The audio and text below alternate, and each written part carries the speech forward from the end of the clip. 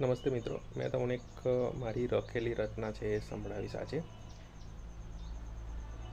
ना रुकना है ना झुकना है, बस चलते जाना है चलते जाना है। ना कोई मंजिल है ना कोई किनारा है, बस चलते जाना है चलते जाना है। ना जीवन का पता है ना रास्ते का पता है, बस चलते जाना है चलते जाना है। ना ताप का पता है ना छाव का पता है, बस चलते जाना है चलते जाना है। न हंसने का पता है ना रोने का पता है, बस चलते जाना है चलते जाना है। ना सुख का पता है ना दुख का पता है, बस चलते जाना है चलते जाना है। ना पग लड़खड़ाते हैं ना हौसले डगमगाते हैं, बस चलते जाना है चलते जाना।